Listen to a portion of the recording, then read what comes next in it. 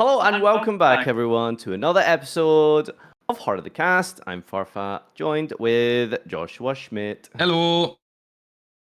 Today we have a clan list, and there is a lot of game-changing, broken cards that have moved up and up, I suppose, actually. We were going to have a special guest for this one, but unfortunately Ruxin wasn't here to give us his On the ban list, that would have been hilarious, yeah. Yeah.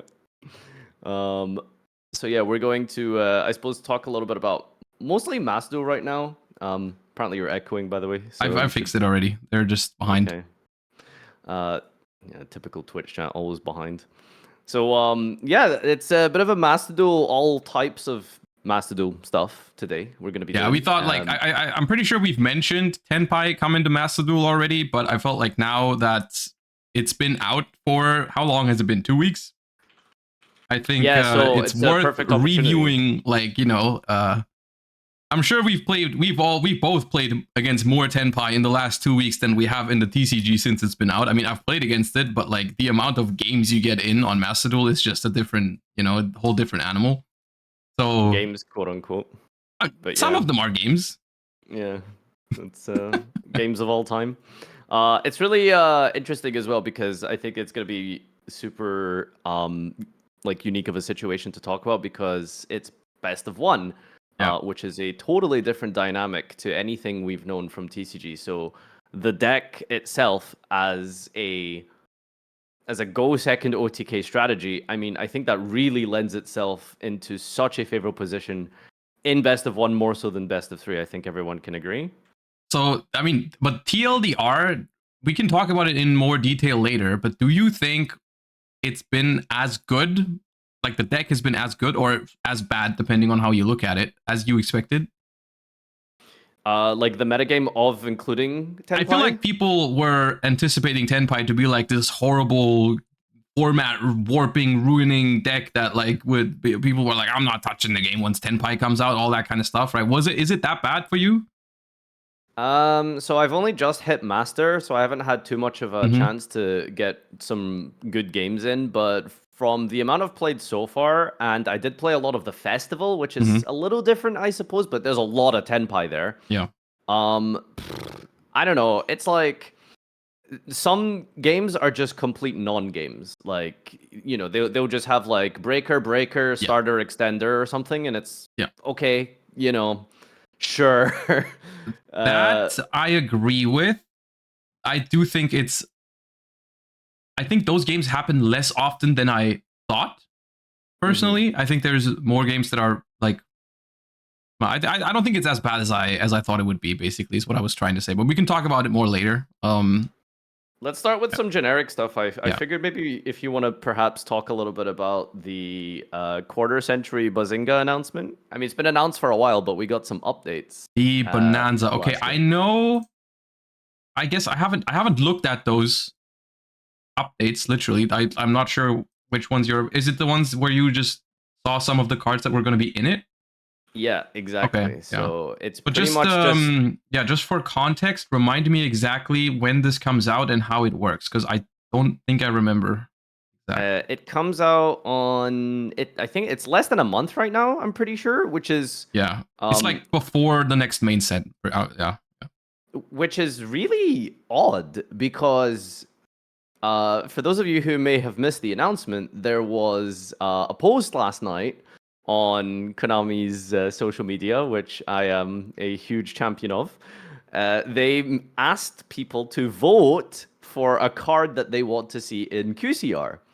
So in Bonanza? That is, yes. To celebrate the upcoming release of Quarter Century Bonanza, we'd like to give you guys a chance to let us know which card you want most to see in Quarter Century Secret. And they posted a link, and you sign in with like your Google But that doesn't. Nowhere does it say that card is going to be in Bonanza. It's just like we're celebrating the release of Bonanza. Like, let us know what other cards you would like to have in QCR. Wait, what? I never really thought of it that way. Well, vote for the next Quarter Century Secret rare cards, and then there's a big Bonanza product logo on that image. Surely. Yeah.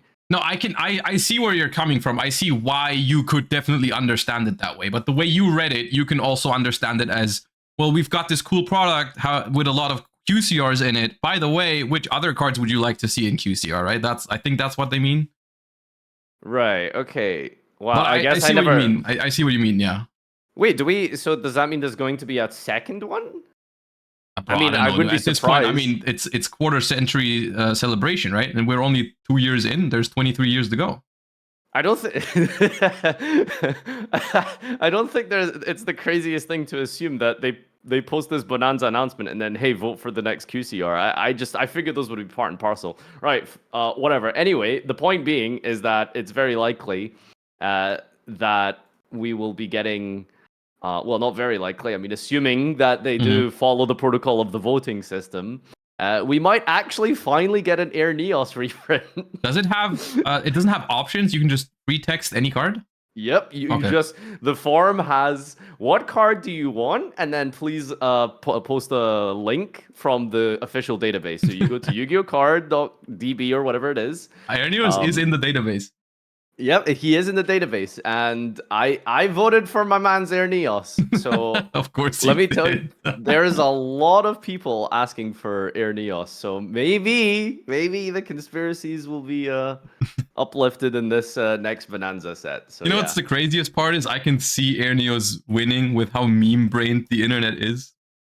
Yeah, for sure. It's very likely because like the EU social media had a post for it.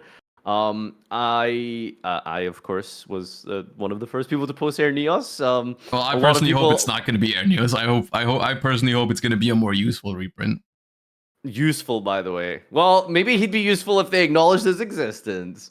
And then in the NA post as well, got like a bunch of people as well asking for Air Neos. So we might be getting an Air Neos reprint. Regardless, I think it depends how many people are reached by this poll that are not deep enough into the sauce to know about it, right? Yeah, so I suppose we should probably give some kind of context. Like, why is Air Neos like such a mythical creature in Yu-Gi-Oh specifically? What is it about? I don't think it's confirmed, right? I think there's just rumors. No, there's no confirmation. Yeah, it's just like it's something about the card is that they just I don't know, don't have the rights. Like I've heard that they don't have the rights of the artwork anymore, and that's why it's not been reprinted. Or like hasn't it even been cut from some card artwork? That's the crazy thing. That's why there's such a mythical story around Air Neos. Not only has he never just been reprinted, there are if someone could actually remind us which it's like instant. It might be instant contact. Let me quickly. Instant contact or miracle contact. One of those cards. I'm looking it up right now. There is card art where Neos has not just been like changed in some way, like deliberately just removed from the artwork. It is instant contact. Yeah. So instant contact has an artwork of like the what's it called? I can actually. Yeah, it's Neos with a bunch of all of the other Neoses in the background, and I think in the anime the card is also being used, and it has Air Neos on it, like in the back, in the middle, and then in the card it's just not there. Right behind him, yeah, you'll be able to see him in the anime thing, but not in the actual artwork. So that's why everyone has this big conspiracy on Neos, because there's like it's a very deliberate action, right? To like, it's one thing to just not have artwork that features him, but to have artwork that does feature him and then change it and remove him, that's like kind of okay, why is that happening? Or also just like there's other cards that have just not had a reprint in a while or ever, right? Like that's not unusual, but for some reason Air Neos is like, but no one really knows why. So well, it's not the reprint issue that makes it bizarre. Exactly, like that's what I mean. There's multiple cards that don't have a reprint, and there's no conspiracies about those. But like Air Neos has other stuff going on. So it's also not in Master Duel, right? That's another thing. Oh, is it not in Master Duel? It's not in Master Duel, yeah. Wow. Okay, I mean, Master Duel is behind on some cards. Yeah, we're just waiting to get the Air Neos pack. Look, Melodious support is not in Master Duel either. That's like half a year late or something. And Air Neos is just like 20 years decades. Late. It happens. So some of the theories, if you're wondering, is that Air Neos is very close to some sort of like some copyrighted superhero or some kind of like character in like some manga in Japan that was like settled out of court as a copyright thing. There's like a theory on that. There's a theory that Air Neos is an Italian airline. I'm pretty sure that one's called Neos Air, but yeah. Neos Air or something like that. That one, I don't think I don't believe in that one. me. I don't believe that one. I don't think that's... Yeah.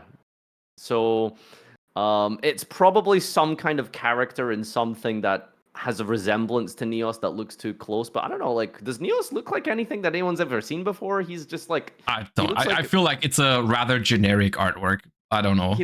He looks like a woodpecker in a superhero outfit. Yeah, that's what it is, right? Like, is that a common design somewhere? Did someone copyright this? But yeah, that's why he's been he's apparently seemingly censored. So maybe Jay-Z and Beyonce know something about it. It's a cool initiative. I mean, I think like if we got the community to rally together, we could also potentially get them to do something unhinged, right? Like we could get them to like reprint like Painful Choice or something. So like theoretically, they'd have to unban it for a format, right? Yeah, I don't know. I don't think they would reprint it even if it won the poll. I think they would just go with number 2. Well, that's the thing though, right? Because the chances are they already have a short list of cards that they were going to reprint, and they might just like declare which won the poll. So it's like if like I don't know what kind of super like if another verse Solaria wins the poll, like what are they gonna do? Like here's your QCR another verse Solaria. Yeah, so that's some news on the TCG front. You know, it's funny, like after the whole like, you know, Farfa no longer working with Konami thing, I was like reflecting on like the Rarity collection stuff specifically, and I was just thinking to myself like, man, I could never give an opinion without like just being called out as like, you know, he's defending Konami and stuff like that. But even now, today, in hindsight, I'm looking back at like Rarity Collection 2, for example, I'm just thinking, that was a big W. Like, why were people mad about that? That set was insane. And I'm pretty sure it's like super sold out and stuff now. So I don't... Why are people still... Sounds like you're shilling, dude. Sounds like you're shilling. That, like, even now, today, like, no... you know, no loyalties to be had here. I thought Rarity Collection 2 was a genuinely good set. Like, what's... You can't say that on the internet. Paid opinion. But it's not, though. Like... So anyway, Quarter Century, I think, has potential as well to be a banger set. Again, it all just depends on what do they reprint in there. It's a little weird for me personally. I don't know if I'm probably in the minority with that, but I personally, especially for old cards, because there's a lot of old classics so-called in it, right? When I build Time Wizard decks, which I have a couple of, I always really like to use the old prints of cards. This is probably just boomer talk right now, but that's why I don't like to put like QCRs of like, I don't know, Raikou in my Edison decks or something like that. I still prefer the old print. So I'm not really that excited for it, but if you like QCRs, even for retro format decks, then I think it's going to be a good set.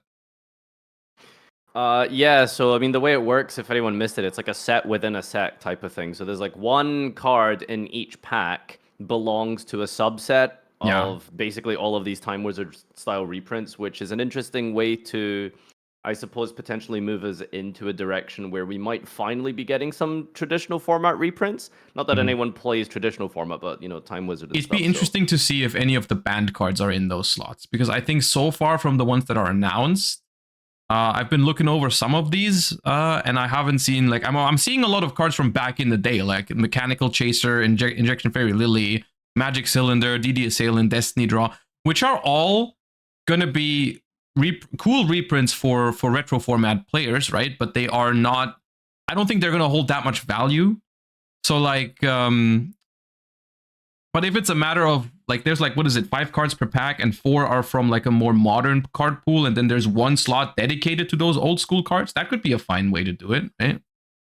Oh yeah, Cyberstein is there, and that's banned. Okay, that's good. That opens up like opportunities for potentially getting cards like, I don't know, what banned cards are like super expensive.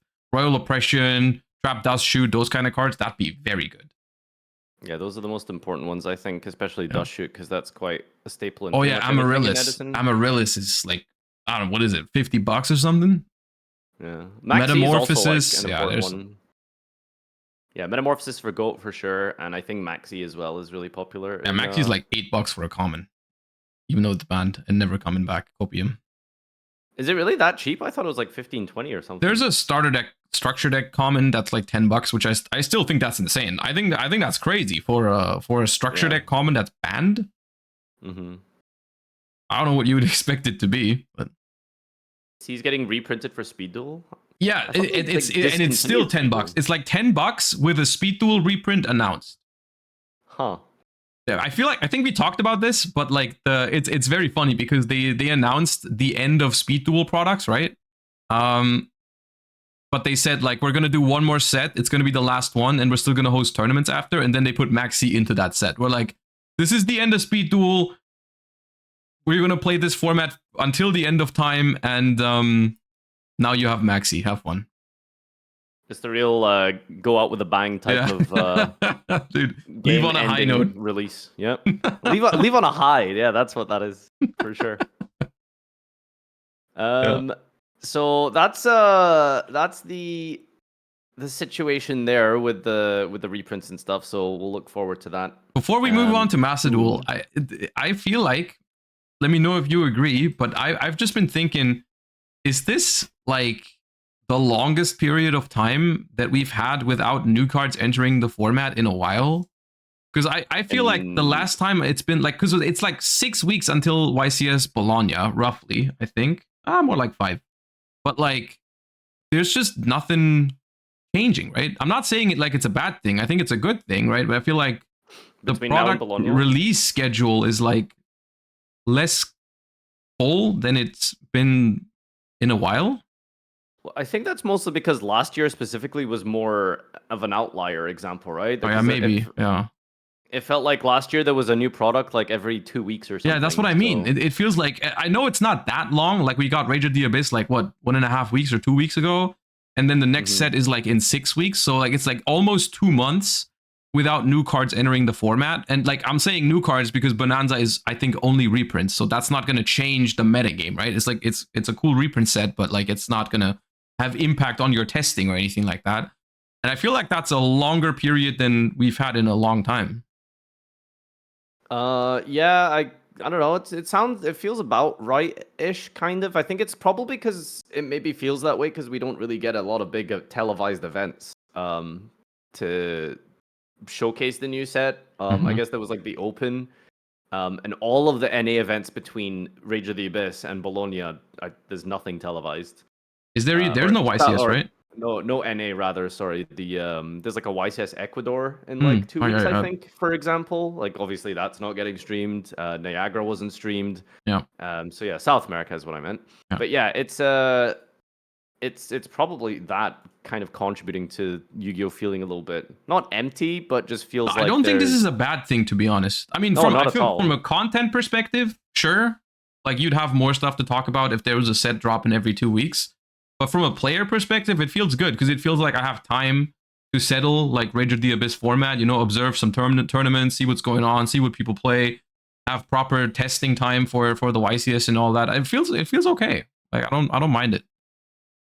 Yeah, I think like I, as a spectator for TCG predominantly, I would like to be able to watch a event and then see how the next event changes. Exactly. Yeah.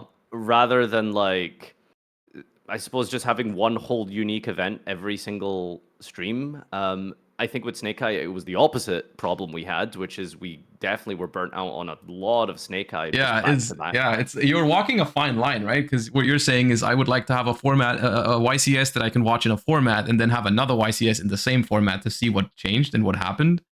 But then, like, if the same deck wins 2 YCs in a row, people go mad, like crazy as well in the comments, right? Yeah. And plus, we're not even that far away from a shakeup, regardless, right? I think with the deck build pack in early December, we're getting Ryzeal and Malice, and that's gonna be. I don't know if it's gonna be game changing, but it's definitely gonna be an impact of sorts. Oh, I think it's gonna be big. Yeah, I think it's big. But it is crazy to think that this like 6 weeks Rage of the Abyss format, quote unquote, until the deck building pack is just gonna have a singular YCS, right? That's streamed.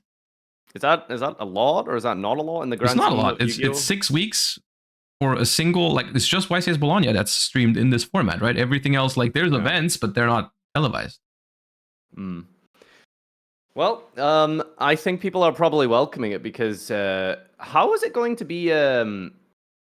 What's the word? Budget-wise, I'm wondering in terms of deck build packs because I can't really remember historically how it is. I think they're not that easy to compare to each other because it always depends so much on how strong the decks are right off the bat, right? Like I remember, like for example, I'm pretty sure Pearly cards and Rescue Ace cards were not quite bulk, but like not expensive on release, right? Because there was just almost no potential on release immediately, right? They got really good because they got some really custom cards later.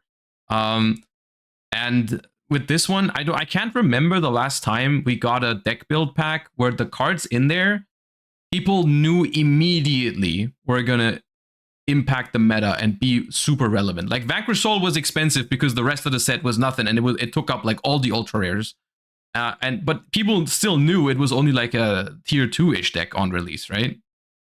Was it like Sky Striker? I think was a deck build deck, right? And that was okay. Let me try to remember. That was a while 2018. Ago. Yeah, I can't even remember the deck build packs like off the top of my head. Was it even a deck build pack? Because that had secret rares. They don't have secret rares these days, right? Maybe they just changed the structure. Was it a Striker Eldritch and something and Zombie and Vampire? Was it Eldritch is not 2018, is it? Oh, I think I'm mixing it up with just vampires. It's been a while. Anyway, so regardless, the point is how much are they going to distribute the rarities between the different archetypes, right? Because they could like potentially just based off of how good like Ryzeal is, they could just make all of that like the high rarity stuff, and then Malice ends up being like the budget deck or something. Yeah. I would probably assume the I don't even know what the name of the third one is. The tri type. It used to be called Apodracosis. That was the first translation, and then the translation appears to now be Ryoge, which is way harder to say. So I keep calling it Apodracosis. But okay. Glad I didn't read that out loud. Yeah. Malice is probably the most expensive. Well, I guess we'll see. I think Malice is definitely up there in the OCG, but I think the problem card of Maxi is very, very important to consider when it comes to OCG metagame. Yeah. And speaking of anti-Malice cards or whatever you want to say, I think we should probably mention a little bit. There's a new Mulcharmy, baby.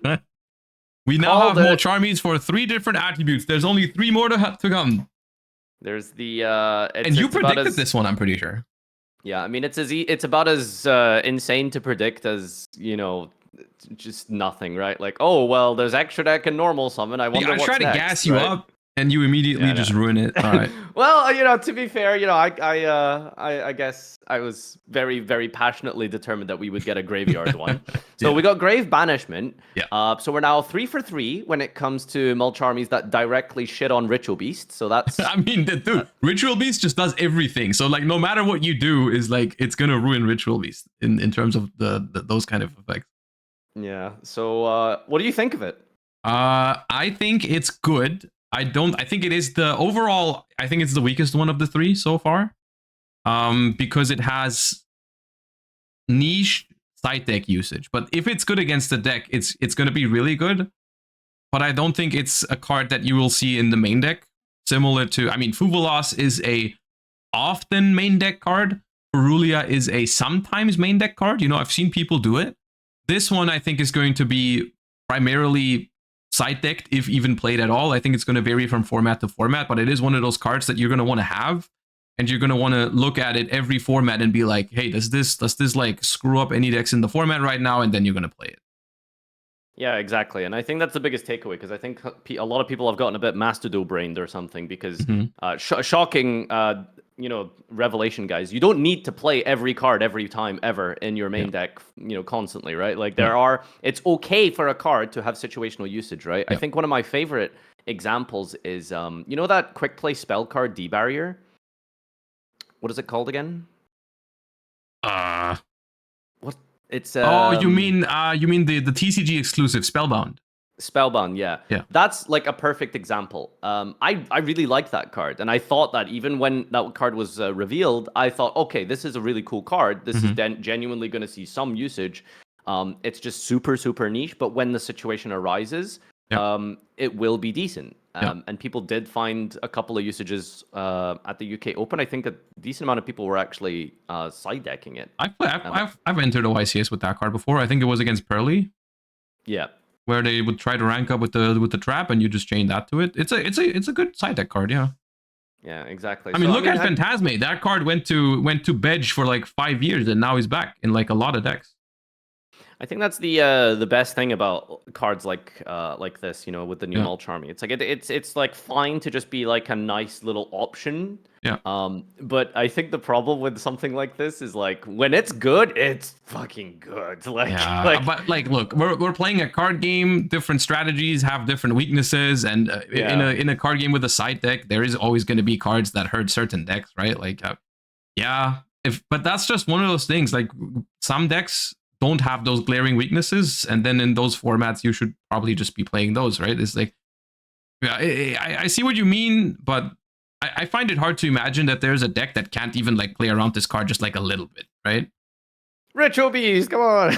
Yeah, okay, but like even Ritual Beast, like then you can give them Maguska pass, baby. You can make a Canahawk, then tag out once after searching Steeds or something, like, and then make like Baguska, give them one draw. It's like not the end of the world. Let's go. No, like exactly. You're right. It's a card game, and every strategy will have counters. Yeah. So, it is what it is. It's just the nature of the beast, I guess.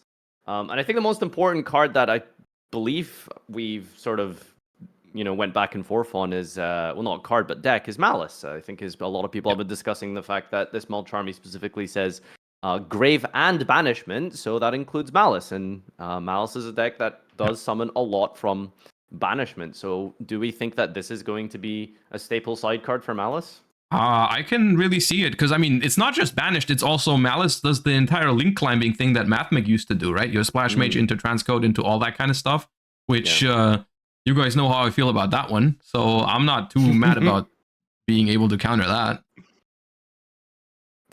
that.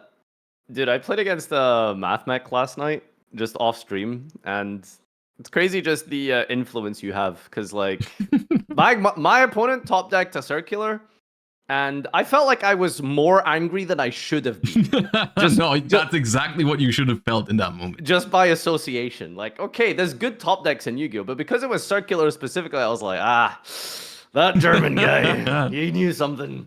I'm glad you told me this. That makes me happy. Like, you know, when you just have like that proper gamer rage, it was like that's what I felt. I was like, okay, it's not that big of a deal. Let it flow through you. Feel it. Turn it into action. So yeah, that's the new Parulia. Yeah. I guess, is it confirmed we're getting each attribute, or I've been thinking about it, but like, because they did the same thing with the Ghost Sisters, right? They did one for each attribute. It took a while, but we got one for each attribute, and I could see them doing the same thing here. The only thing that the next step was, how would the next one even work? Because we do have. Oh, you want some tips? We now have one for a summon from every location. We have deck, graveyard, banished, and extra deck, and hand. Oh, don't worry, I've been cooking. You want to hear it? Okay, what is it? Summon from Spell Trap Zone. Okay, rate my custom Mulcharmy chant, right? Okay. Now remember, you have to do fire, light, and dark. Sure. I don't know which attribute will make this. Let's go with dark of it, because it naturally makes sense. So every time the opponent sets a card to the field, you draw one card. I've heard that suggestion. Yeah. Okay. Well, thoughts? It was my suggestion, so copyright chat. Thanks for leaking, but yeah. I mean, I did think about that one too when I started yapping about that, I think yesterday. But first of all, I think it's balanced. On the other hand, I feel balanced? I think it's balanced. I mean, all right, well, screw. I just don't think it's justified. You know, like I don't feel like back row decks deserve that right now. Like I feel like they're already in a spot like that where they don't deserve a card like that. I think like I mean, if you're playing a trap deck at the moment, you're just setting all 5 of your cards without any thought. If you get hit with that card, you do have to like think about, maybe I only set 1 or 2 cards or something. Maybe it's too powerful. I don't know. Yeah, because you are gonna die if you just set 1 trap card, I guess. Do we like why is there like what's appears to be some sort of like assumption or almost like a pseudo confirmation that it has to be summon related? Why does it have to be summon related? No, it's got to be it's got to be draw related. You got to draw for some sort of action. So what I was thinking, which would be basically a reverse shared ride, because it would only be good going second, is what about that? What about shared ride on a Mulcharmy? So like whenever they add from deck to hand, you draw. I mean, that's good. Just depends on the deck. Yeah, probably not. Yeah, add or draw, I guess, would be. I mean, shared ride is only add. I'm pretty sure. I think shared ride says whenever they add except drawing. Yeah, that's busted, bro. Snake Eye full combo with 2 adds. Like, yeah, it depends on the deck, right? It's just, which is fine, you know. Like if you're playing against, I don't know, like Ritual, like Dogmatica, or like I mean, Ritual Beast. Hey, good example. Hey, another one. It's probably, yeah, it probably could work, something like that. So anything to do with like it appears to be that Mulcharmy is supposed to like punish overextending, so I guess that works. I think they are meant to just punish decks that are too one-dimensional in a way, where they rely too much on one certain thing, right? Mm-hmm. Gemini summon Mulcharmy when? Isn't that Perulia technically? No, I think it specifically says normal summon. Doesn't it say normal summon from hand? I think it specifies that for some weird reason. Right. Yeah. So there isn't a Perulia doesn't work on Gemini summoning? That's crazy. When are we getting a Gemini summon archetype? That needs to be a thing again. Yeah, it says each time your opponent normal or special summons a monster from the hand. This is a good question. Is punishing every type of deck style not going to limit design space? So no, because the way that decks and modern archetypes are designed in modern Yu-Gi-Oh! In recent years is they are not one-dimensional. A lot of decks recently do have a lot of ways to play around different cards and different summoning methods. Like a good example is, you know, just off the top of my head, I was playing a lot of Ritual Beast recently, and I got debarriered 2 turns in a row versus Labyrinth, and I still won because I'm able to go for Xyz plays. I can go for Link plays, and that's just like a type of style that these archetypes are being given. So I think Mulcharmies are good in a sense because they punish you from playing a certain way and then make you try and think of other ways to play. So it is really fun, and I think it's cool. Now, obviously, the one exception to this is probably Fool Loss because it's way too much of a catch-all, I think. I still don't feel bad about Fool Loss. I kind of like its impact on the game. I think the format is better now than it was before. Yeah, okay, but you play like decks that aren't fun, so obviously hey, come on. So obviously it's gonna be fine for you. Like, I got Fool Loss, Perulia, Fountain Pass, you know, like. He's fine, right? Oh, wait till your Mulcharmy comes to the game. The add or draw one. Yeah. Whenever your opponent returns a card from their graveyard to the bottom of the deck. Oh no. Specifically. No, listen, if there's a shared ride Mulcharmy, like I think Josh will actually finally start complaining about this archetype. You'll See, you'll get exactly. That's what I mean. No, but it's also, you got to realize that these cards existing does not necessarily mean because your deck is weak to them that you're going to play against them every single time when you're in a tournament, because they're not going to be in everyone's deck. For example, the Mulcharmy that we talked about earlier, hypothetically, whenever your opponent sets a card, you draw a card, that card would not see play at the moment. No one would side deck that card. Yes, it like auto wins against Labyrinth, but like there's other cards that do that, and people don't play those because Labyrinth isn't popular enough, right? Like those kind of cards, they help keeping decks in check when they become too popular, so people can throw them in their side decks. Like as soon as your deck that's weak to one of those Mulcharmies becomes too powerful, too popular, then people can start playing those cards, right?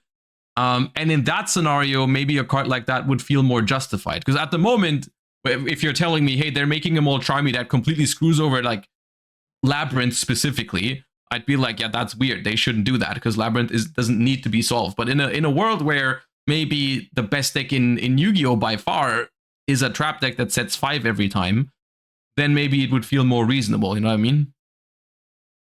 again, it's just about format to format, right? Yeah. So there isn't really a reason why they couldn't make something like this. Yeah, it'd be kind of terrible just now, but that doesn't mean in the future we won't get like a more control or stun oriented format, and theoretically. Yeah. Plus, if we are going to go with all of the attributes, I feel like you kind of just run out of ideas at that point. Maybe we'll get like a Mulcharmy Rota, which sounds awful to think that. Dude, I mean, look, it would have some sort of balancing to it, right? Because normally you can combine any two Mulcharmies, even two of the same one together, right? Mm-hmm. But if they made one that searches other Mulcharmies, because they all say you can only activate one other Mulcharmy this turn, you would limit yourself to one Mulcharmy. Yeah, so maybe we will get a Mulcharmy that literally just says, like, discard this and add another Mulcharmy from deck to hand, and there you go. Now that you say that, I don't feel like that is too unrealistic. That's the Divine Mulcharmy, by the way. Divine one. Because that's all of them. So then what if we play 3 of this and then one of all of the others in the deck? Just like, that's, oh gosh, I don't know, man. I was thinking about this recently, and just like the design of like the what's the word, overabundance of hand traps, man. I just think it's getting like way too much. I think something needs to be done in a different design direction, because I think this like playing on the opponent's turn type of thing is fine, but it doesn't feel like it's playing. It feels like you're kind of just like whack-a-moling. Like, okay, starter, hand trap, extender, hand trap, extender, hand trap, and then hope that it's enough. It's like the age-old question of, is it the fault of the archetypes that require people to play hand traps, or is it the fault of the hand traps? I think it's probably a little bit of both. And ultimately, if you wanted to get rid of one, you'd have to tone down both a little bit. Like, I'd be okay with putting some hand traps on the ban list, for example. That would probably be okay for the game if they then toned down some of those decks that would go a little bit too crazy without those hand traps in the format. But I personally, as someone who also plays some rogue decks from time to time, I wouldn't hate like talking about putting Ash on the ban list or something somewhere. But I also am scared of what some meta decks can do when that card is not there, right? I don't know what card would be the first to get the axe if there was any hand trap to get hit. It would have to be like a floodgate style one, you know. But if we're talking about like the kind of, you know, trading hand traps like Mourner, Veiler, Ash, Imperm, etc., I think it's like it has to be Ash or Imperm are probably the best, strongest, like sort of 1-for-1 hand traps. I mean, I don't even count Shifter in this discussion, because that's like a whole different breed of hand trap, right? That's a different card. Yeah, I think so. So that's an interesting take. A very dangerous direction they could go, and it is very dangerous because you'd have to essentially redesign every deck to work this way. Is to basically just have like constant hand trap triggers, but are gameplay related rather than interrupt based. So like TLDR, give every deck Havnesses and Cash Tiers. That is, that's a good suggestion. We've talked about it in the past. I do like when cards have those kind of effects. Yeah, I mean, that could be a really good thing or a really bad thing, because you sort of solve this problem of, you know, unskippable cutscene decks, non-interactive games if you don't draw the right out, and stuff like that. So, I don't know. It's a dangerous area to go with. I mean, they could maybe make an entire archetype, just one, of cards like that and see how it goes. But, yeah, I don't know. You'd have to essentially just reskin tier, I think, for that to be, like, a new deck. Which, is that really interesting, maybe, to some people? I mean, you could tie it to effects that, like, Havness is... I feel like the reason why people don't like Havness as much is because it was tied to randomness inherently, right? It didn't do anything guaranteed. It was just like, well, sometimes it does everything, sometimes it does nothing. But, yeah, I guess Bestials is that kind of archetype, right? A little bit. Yeah. Baldrake, I suppose, is the most interactive card. I think Bestials overall, I mean, while they are very, very powerful cards, I'm a huge fan of those cards existing. I have a lot of fun in Bestial grind games a lot of the time. Yeah. I think like the next direction in power creep is probably going to be something like deck triggers, you know? Like, you know, the what is it called? You know those, what are they called? The Charmer monsters? You know how they all have like summoning conditions from the deck? There's like the one that they used to FTK in the volcanic deck. Yep. Yeah. Like, I think like the next stage of power creep potentially could just be like quick effects of those. Bro, I'm about to like normal summon Snake Eye Ash, and my opponent just picks up their deck and looks for like their hand trap. Yeah, so just some ridiculous like thing like that. Hold up, I got something in my deck for this. It reminds me of like Hearthstone in some way. It's like if there would be like if you activated X number of cards or something. Bro, like Patches just jumps out your deck out like a freaking cannon. Something like that. Holy yeah, shit. like the card would literally read: if your opponent has activated or summoned 5 times this turn, special summon this monster from the deck, and then do something. Like that's crazy. It's not something that it's something that sounds crazy now, but it's not. I feel like it's not completely out of the realm of possibilities. When it comes to creativity and design, anything is possible. Like 5 years ago, maybe if someone told you one normal monster would like end on like 12 disruptions, you would think that would like how does that even make sense? But here we are. So we had to bring it up, didn't we? Yeah. All right, let's talk about some of the digital games. Yes. I love Master Duel. I heckin' love Master Duel. So yeah, let's talk about Tenpai. Overall, I want to go over the list first, just so we have the daily news out of the way. It's not going to take that long. Man list. All right, so we've got basically just a bunch of bumps up. Yeah, it is not really a ban list. It's more like people have been calling it an unbanned list in my chat all day. Yeah. Because after the admittedly quite huge ban list last month, this one is more like a relax, let everything be, and bring some cards back. Yeah. So we've got. I think we can just read all of these. I don't think we have to discuss them all individually. I think we can just highlight some at the end. I think we can probably split up opening and starter and then the rest. Yeah, so there's Unlimited. We've got Sprite Starter, Invoker, Malicious, Mass Change 2, Fusion Destiny, and then Branded Opening is going to 2. So starters, I suppose, the cool one to start with, because that's one of your favorite decks. I get it. Yeah, I'm happy to see it. I personally think Sprite in Master Duel was never even that crazy. I mean, maybe I'm misremembering. It was good for sure at some point. But Brother qualified to Worlds with it. In Tier 0 format. I just shifted Tearlament Andes. It's different. The deck's fine, I only went to Worlds with it. No, it's good. It's good. It's just if there's any format where the deck could potentially come back, I feel like it is Master Duel, because it still has Elf for some reason. But at the same time, there's like so many other things that would need to happen. Like I don't even think full power Sprite. Like I'm talking with 3 Nimble Beavers and Toad, which are both still on the list. Like Toad is banned, Beavers at 1. Even with those cards, I have my doubts that it would be like crazy good.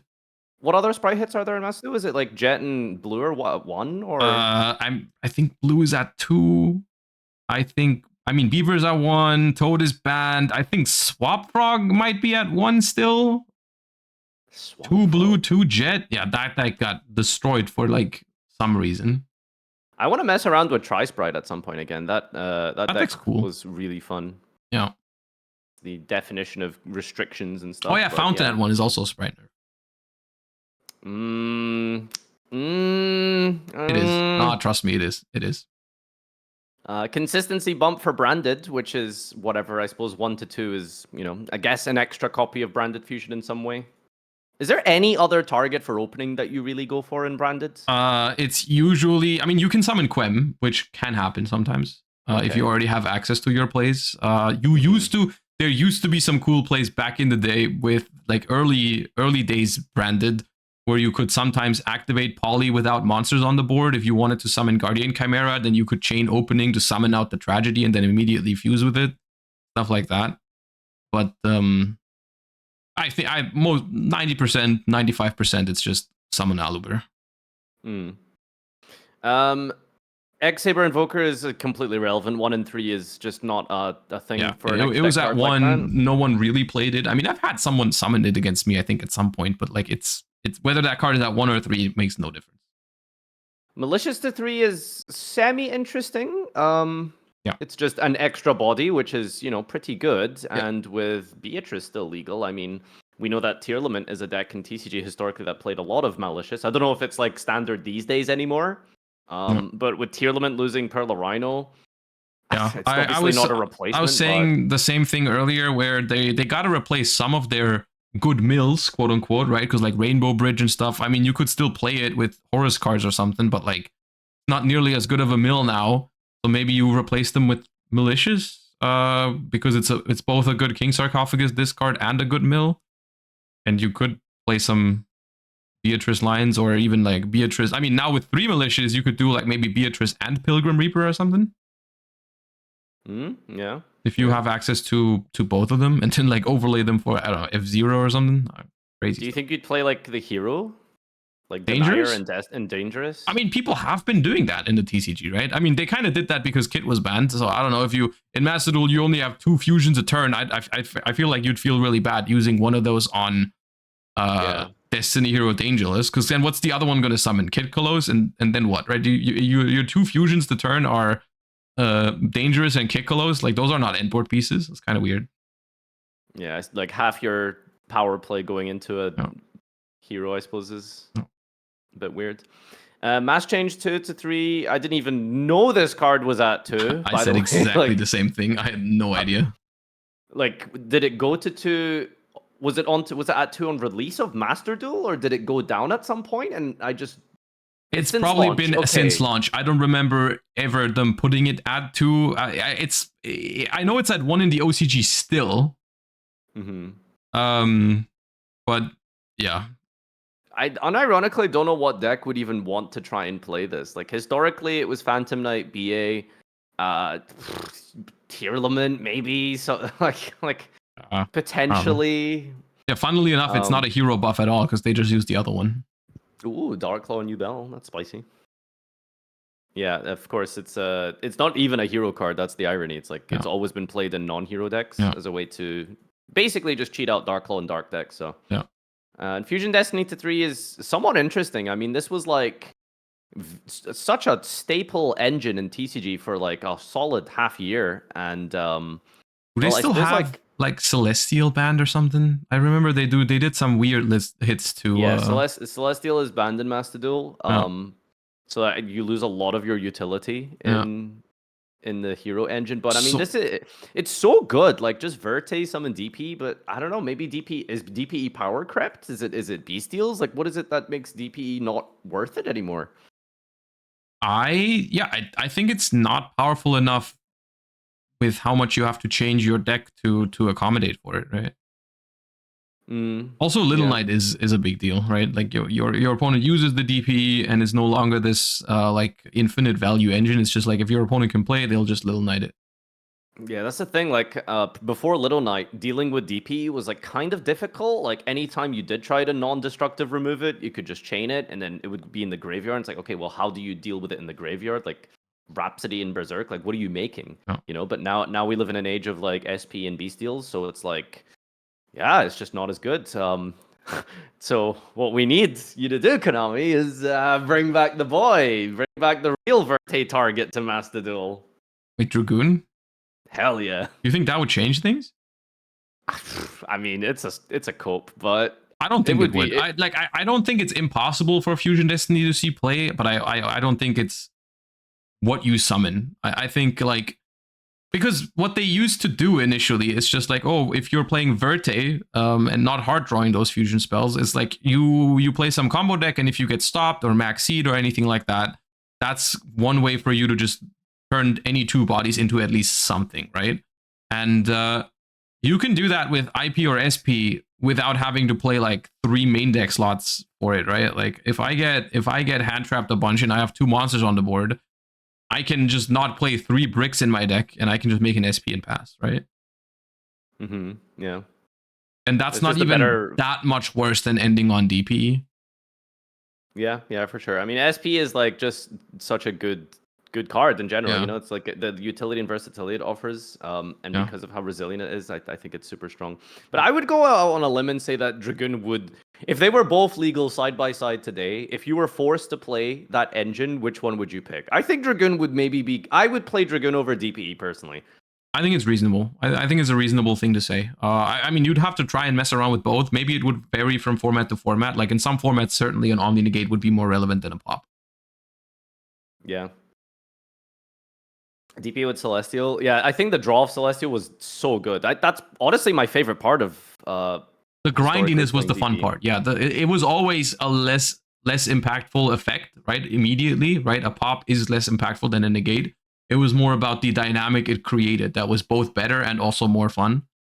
I guess it's worth mentioning that drawing Fusion Destiny is better than drawing Red Eyes Fusion, right? Because that card you just can't use if you've summoned, I think. The Verte restriction, you mean, or the the actual fusion spell? Like if you draw, like sometimes you drew Fusion Destiny. Sometimes it was actually okay. Oh yeah, Fusion Destiny was perfect because like it's like your last play. Yeah. The problem with Red Eyes Fusion is like you have no plays. It's like Red Eyes Fusion's your turn. So oh god, yeah. Yeah. So anyway, that's the ban list. Nothing is going to be shaken up from this. It's cool to see some Sprite on hits. I think Sprite generally, I think, is a pretty relatively fair, interesting deck. I don't think it's, at least in Masdo, it hasn't done like ridiculous stuff. Like I know you were guilty of doing some absolutely criminal shit with Sprite and TCG. But in Masdo, I don't think that deck's done mostly very cool criminal shit though. It was very cool. Oh yeah. Beat Cop, Protect, Mystic Mind. That's so interesting. What is it with you in field spells, man? Bro, was it not interesting? Is that not a cool discovery to make? Yeah, super. I was proud of that. So I think Masdo's, I've been really enjoying it. Like this is the first season I decided I wanted to like play a lot of ranked, and yeah, I got up to Masters 2 days ago, and it's I really like it. I think maybe it's just because I just really like Ritual Beast. Oh, is that what you've been playing? Yeah, I've been like my grind exclusively on ranked has been Ritual Beast. I kind of want to mix up Master 1 maybe. I was thinking of potentially. Okay, so in Master 5, I think I'm going to do some dumb stuff. Like, you know how like Master Meta has like those stupid spicy win streak decks that they publish once a week? Isn't it just like you can submit anything if you just go like 5-0 with it or something? Yeah, if you go 5-0 in Master, you can submit your deck list. Yeah. So I'm going to try that. I saw this wacky Ubel Exodia deck, which looks insane. Bro, I played against. Now you said wacky Ubel deck. I played against a 60 card deck yesterday. They won the coin flip. They used Ku Clock in draw phase. I had Ash in hand. I felt good about myself, and then they shuffled Ku Clock and Ubel for Phantom. And then they summoned Gigantic Sprite later. Summoned Maxi, passed, and in my turn they used Big Welcome to bounce the Maxi. That's insane. That was my rank up game from to Master 1, by the way. That's oh, did you win? I did. Oh, I feel bad for him. But yeah, it's there's some dumb things on that, so I might mess around with that while you're in Master 5 because there's no punishment for losing. But then from there, I don't know, like what are the best decks these days, right? Like I think 5 out of the top 10 on Rated, I believe, was like Ritual Beast. I don't know if that's just because people are playing it a lot because it's interesting, or if it's like actually somehow Ritual Beast is like a super good deck, like game, like meta, like defining. It's very weird deck. Because I know it's a very good deck from the TCG, right? Even though I've never actually played it in the TCG, I did my first attempts at playing it in Master Duel, and it's very hard, but it's very fun and rewarding. But I can't really put my finger on why Ritual Beast specifically is more successful than some other archetypes in the past that came to Master Duel, where we were like, yeah, this deck's really good in the TCG, but it doesn't perform under Max C, so it's not really going to deliver. Like, I'm thinking decks like Unchained maybe is a good example of a deck that was really good in the TCG, and people liked it, and it's like a combo deck with decent ceiling and skill level and all that kind of stuff, but it didn't really deliver in Master Duel. And it felt like mostly due to that Max C weakness. And I'm not sure exactly what's different about Ritual Beast. Like, yeah, it's got Shifter, but arguably at the moment, like Shifter in Master Duel is not that crazy. What I think is a lot of people aren't playing the Nemesis, and without the Nemesis engines, you have less bricks than Unchained. Unchained has like 4 undesirable cards to draw, and I think the most important thing is Ritual Beast has 1-card combos. Unchained has no 1-card combos except like no Unchained 1-card combos. It's just like Tour Guide. Yeah. And I think that's a massive, massive carry, is like being able to like just normal Canohawk or Ritual Beast and do or Rampengu, sorry, and do full combo. And then if your opponent stops you, it's like, cool, activate E-Telly, I've got Inheritance for like Alara, like, you know, just all of these different plays. Lara is like such a custom card, and I think like Yeah. one card combo is what the difference is. To be fair, it does release with stronger competition than Unchained did, though, right? Like it's Unchained came out before Snake Eye and Ubel set the bar higher for like one card combos and stuff like that. What was the Unchained context? I don't remember exactly. Is the problem? I don't remember. I'm pretty sure I think it was before Fire King. It was definitely before Ubel. I don't even know what the format was at the time. Just full Snake Eye? Oh, was it during Snake Eye format? Okay, maybe then I yapped. Maybe the competition was actually stronger because it was full power Snake Eye. Yeah, I think like Unchained is a deck that's really good when it gets going, but like just having it needs like a one card like guy, which it just doesn't have outside of a 2010 card, which don't get me wrong is insane. You know, love her. You know, there she is. But it's just not really enough, I suppose, in this day and age. So I've been thinking about this because when I played on Ritual Beast, I noticed the same thing, that a lot of my hands that were bad were bad because I drew the Nemesis cards. But obviously Do you think so? Huh? Do you really think so? I bricked on them a lot. I haven't played like an incredible amount of games. Like I'm maybe a total of 15 or something across a couple days. But I remember most of the hands that I wasn't able to really play, or maybe play through not even one hand trap. They were weird because I drew either Protoss or Flag or Corridor.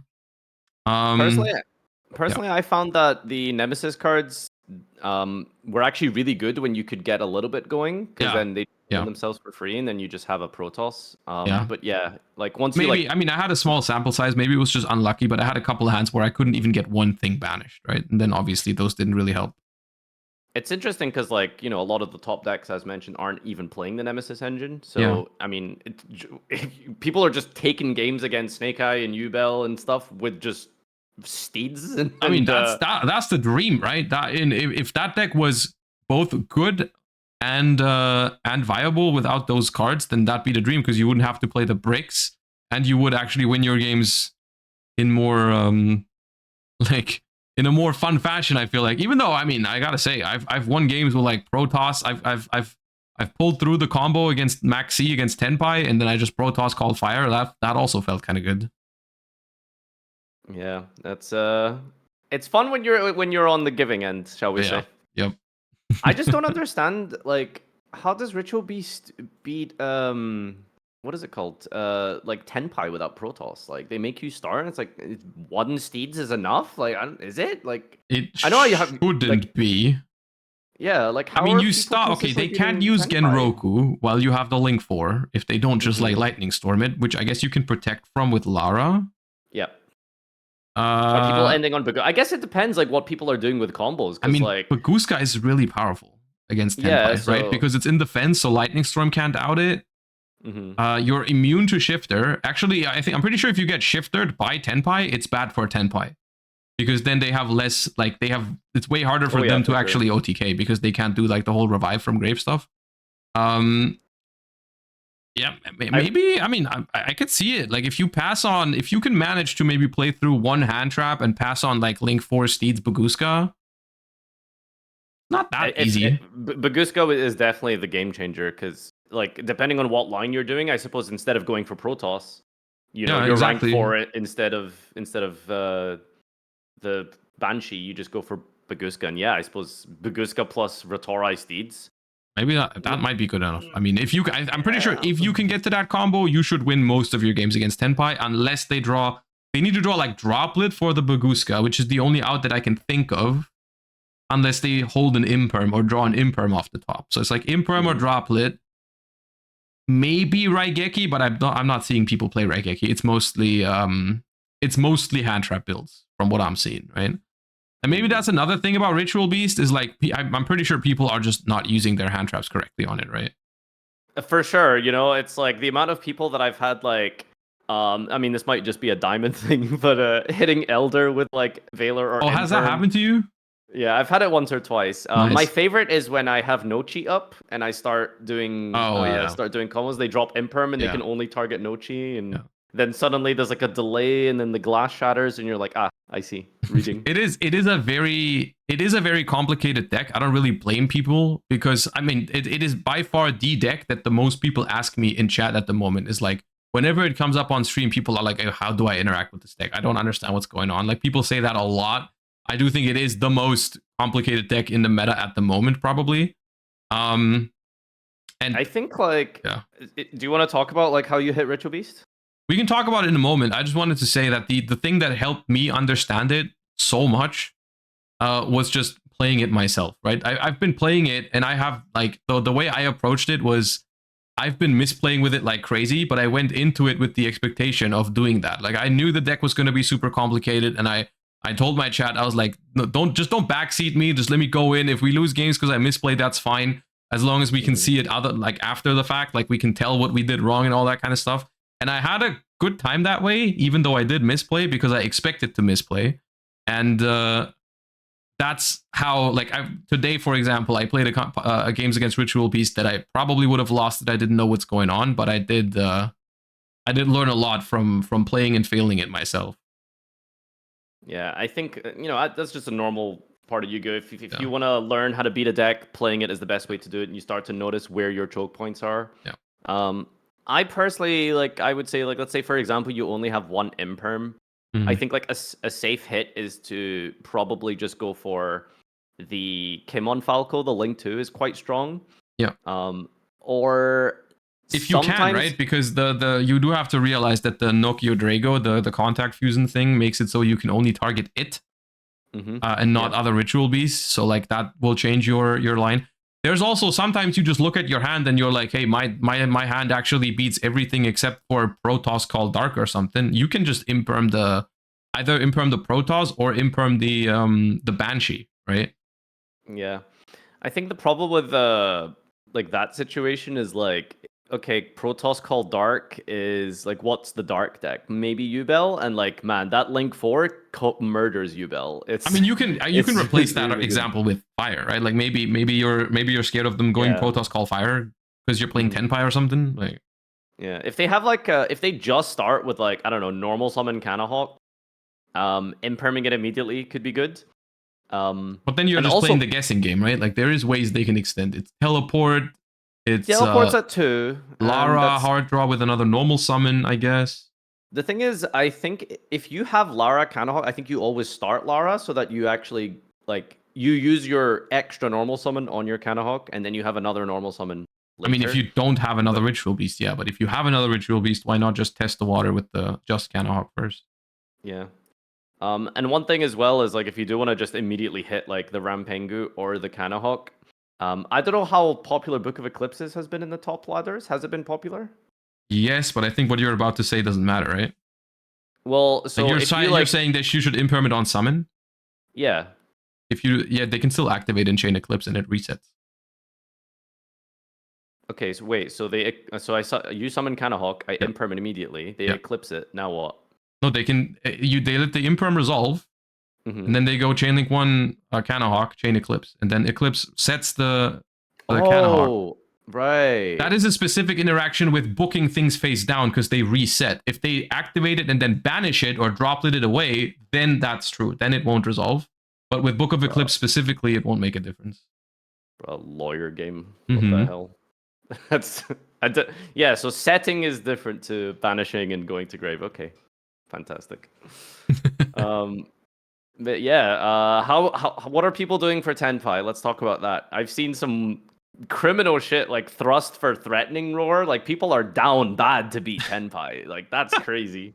Well, first of all, I want to say that I've had the time of my life playing decks that just do nothing but hard counter a Tenpai. Dude, I've had like I'm pretty sure I have a 60 or 70% win rate in Master with a Paleo Runic Labyrinth deck that I saw someone post in my Discord, where the game plan is you play all of the Runics, you play a bunch of trap cards, including like rollbacks and stuff, and your only monsters are 2 Lovelies, and you play 3 Monster Gates and 3 Reasonings. And the Monster Gates are live because you have Runics to summon a monster, right? So like it's not, no, I don't play that in Paleo because you don't have enough monsters.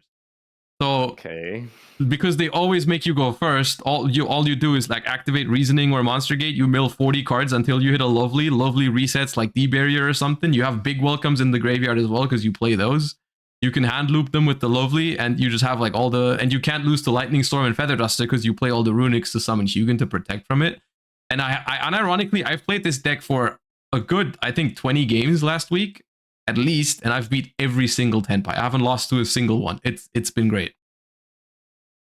Wow, and then other matchups, you just got to go first, and then you can still win. Going second, we don't talk about it. But if like more than half of your games are Tenpai, you have a good time anyways. Yeah, I guess you are just playing a fun deck. But that's the thing. It has a positive win rate right now. Is the very fun thing. I think it's really funny because like that is basically the population of Masters, just all Tenpai. So if you want to go absolutely hard and play this total like Tenpai killer deck, there are ways to do it, and that sounds great. I gotta go watch some games of that. Because that deck, like the thing about Tenpai is that it's very good at one thing, but only good at that one thing. It's a very one-dimensional deck. So if you're trying to counter that one thing, the deck actually falls apart super quickly, right? And it's very fun trying to do that. As long as there's enough Tenpai out there, it's actually, you can actually climb with that kind of stuff. So if you're like if you don't like playing against Tenpai and you hate losing to it, I think all you have to do is just play some kind of deck that just obliterates Tenpai. I feel like maybe just don't play some of those runics, right? I think maybe just like a standard lab build with a couple of techs I've done that too, but that's less fun because dude, Monster Gate for 40 cards is something else. That's it definitely hits different for sure. I saw Jesse playing some Infernoid. Is that deck like good? I'd be lying if I said I knew much about it. I don't think it's unplayably bad. I don't think it's particularly good, just based on the fact that like I've literally seen no one play it at high ranks. Okay, I think some people have been watching Jesse and they said it's not very great. That's just Infernoid's like design, right? It's like if your entire archetype is cards you don't want to draw, like how is that? Yeah. Like what? I don't know if they need like Infernoid D-draw like monsters or something, but it's like 20 of them. Yeah, like they're just every single Inferno is dog shit. Like none of them do anything except Decatron, and even Decatron is like so. Does Decatron do anything crazy these days by itself with the new support? I don't think so. I don't think Decatron is a 1-card combo. Yeah, like the fusion is crazy. Don't get me wrong, but like look at how busted that card is. It just mills 8. It's Foolish Burial for 8, and the deck's bad. Yeah. Like, which archetype gets a Foolish for 8 and isn't good? That's crazy. It's Kick Coloss, but it targets. Like, that's wild. Like, Kick Coloss, but it targets the mills, yeah. And it's just not even in the same league. It's wild. I don't know, man. Maybe they should try making Inferno cards that you actually want to draw. That's an interesting idea. That's like always the most frustrating thing about playing what's it called? Like decks like this, like, and why I hate Unchained so much, because like there's just so many. There's just too many cards I'd just rather not see. Yeah. And you're gonna try to convince me to play a deck that has like 15 of them? Like, no. Yeah, no. There's that's definitely one thing in modern Yu-Gi-Oh that is one of my less favorite parts about it is the fact that a lot of decks have these sort of engine requirements now. But yeah, Inferno is particularly bad at that. What do you think of the side deck should be part of the main deck take? Side deck should be part of the main deck. So there's no side deck anymore? Like I can activate Foolish Burial and I can pick up my deck box and send something from my side.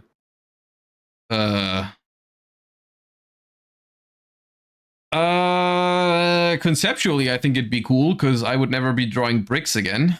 But it's very hard to balance that, right?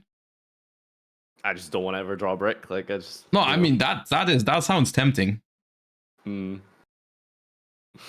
there people would be doing too many. I think ultimately, it sounds cool, but then people would start doing degenerate stuff, like thrusting you every time they go first for the most degenerate stuff against your deck, and you're like, you just have like one game breaking like. Go back real quick, right? Because Everyone's gonna main deck Thrust, and yeah. Extra deck too, you know, that would be that'd extra be great. Extra deck too. Mm-hmm. They made Battle Phase 2. Did you see that? Which deck is this again? The new Glad Beast fusion gives you a second Battle Phase. I think is that the first card that does that? I don't remember them ever doing that. It's the 5 material one. Is the first card? No. The German woman deck. The Valkyries. German woman deck. Yeah. Valkyrie, dritte, sechste. Oh, those. Okay. Apparently, there's been cards that can do it. Okay, I didn't know that, but yeah. What I need to know is if I activate a runic quick play spell, right? Do I skip the same battle phase twice? Do I still get one because I'm skipping the first one, but I have a second one? If you play Glad Beast Runic, you get one battle phase, I think. I don't know what the sequencing is though, because if you skip battle phase, you have to go main phase 2. Whereas Glad Beast, the reason why I think you don't get one is I think I remember the Glad Beast fusion saying you can conduct your next battle phase twice. Yeah, so it's conducting a battle phase twice, but if you skip that battle phase, then you can't conduct that battle phase twice. So do I have 2 on the turn after, or have I lost my chance of? Because technically my next battle phase is the one on the next turn. It's like stocks, you know, you can just like save them up, get some interest, you know, in like 5 turns you can declare 5 I can have 2.5 phases. Battle phases? Yeah, depending on your net gain that year. Dude, if you runic for 5 turns in a row, you have 2.3 battle phases. You can declare an attack with Monster Zone 3 only. Yeah. All right. Where are we at? Let's do some patron questions. Do we have some to? Yeah, we can catch up on some. I added the Discord very late. Make sure you guys subscribe to Patreon. It is a singular $1 per month, and you get to have your name shouted out here. Careless Mike asked, when did Kurdo Master Duel get promoted to General Master Duel? What does that mean? I don't know. I was hoping that was a reference that you understood. No, so you just decided to read it. Yeah, I thought maybe this was like a Josh joke that I'm not familiar with. No, I don't get it. I missed the joke. All right. Azu Chang asks, what upcoming decks are you guys most looking forward to in Master Duel? Do you think there are any such decks that didn't do much in the TC or OCG but could do better in Master Duel due to the best of one or the different ban lists? Well, I suppose we just had a whole topic on Tenpai specifically with regards to best of one. We didn't talk too much about that dynamic specifically. So let's do that in a moment. But decks we're looking forward to. I know you're definitely looking forward to Melodious. Yeah, I was about to say that. Yeah. Oh, White Forest. Yeah, White Forest. It's cool. For me, Ritual Beast was the one I was looking forward to most, so I guess that's just came out. Nothing on the horizon, honestly. It's less entire archetypes. Like some archetypes are already in the game. I mean, technically, Melodious is also already in the game, but I think there's a couple of cards that would be really cool to see how they would impact the game. Like I'm talking like I wish we had the new Centurion cards already, like Atri and even Primera Primus.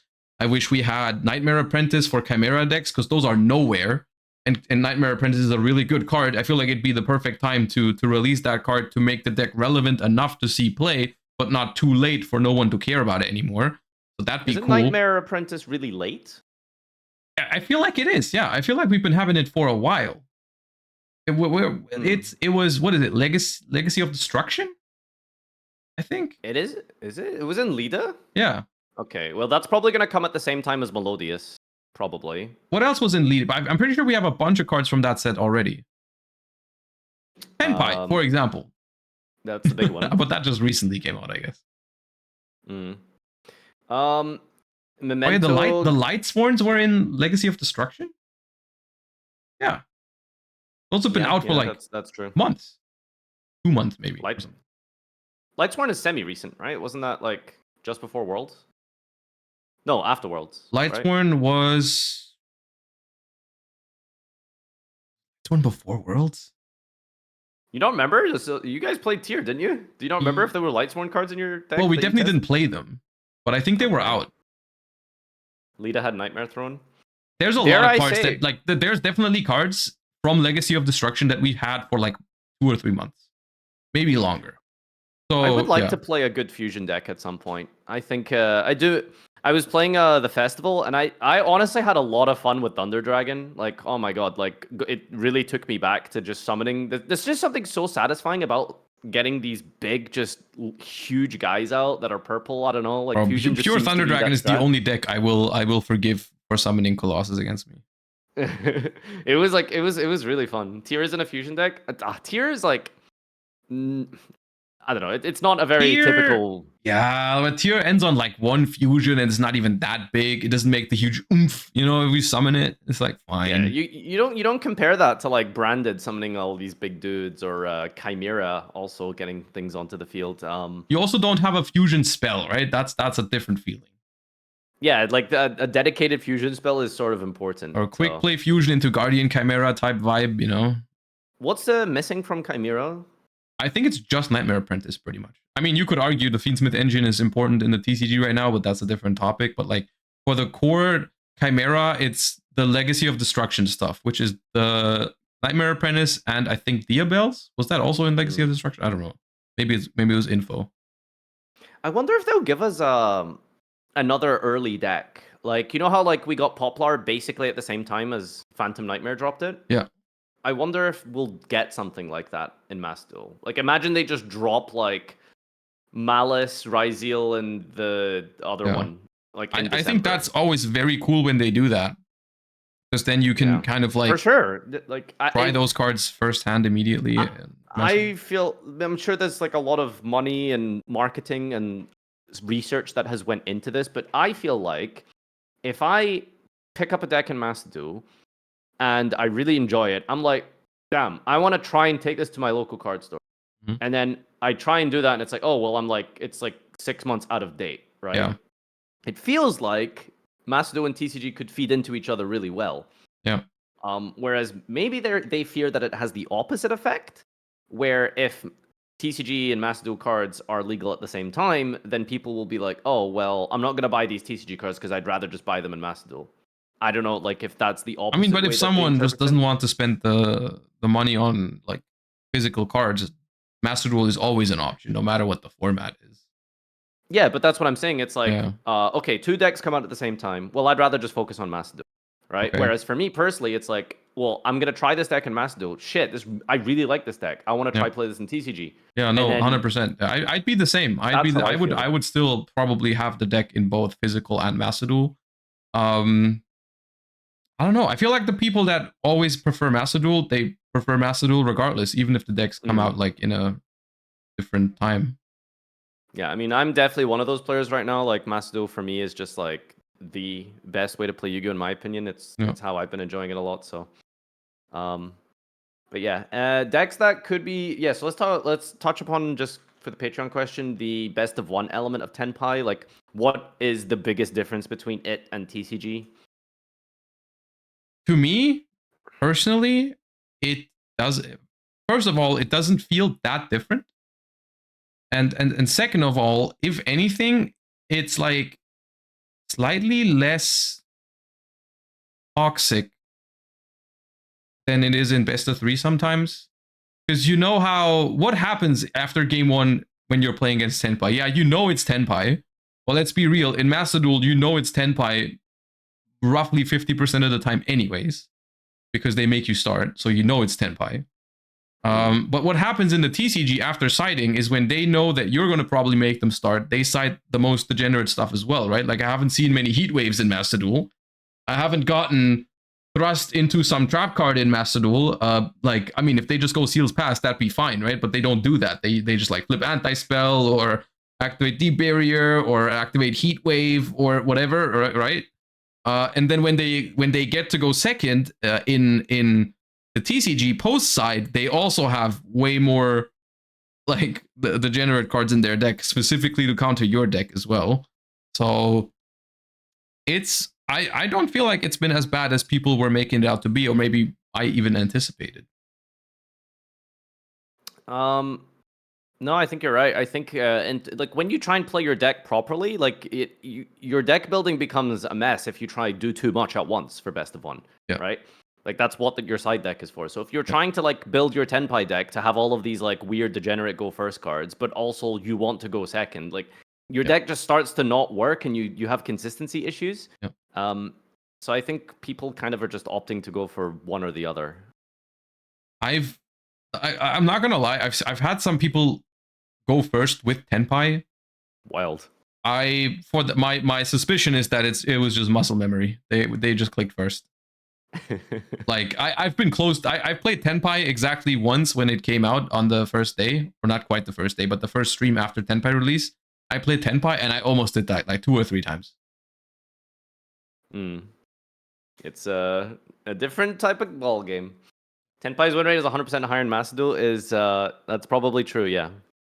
I don't know. The deck's really successful in the TCG as well. I don't know if I don't know if I would agree with that.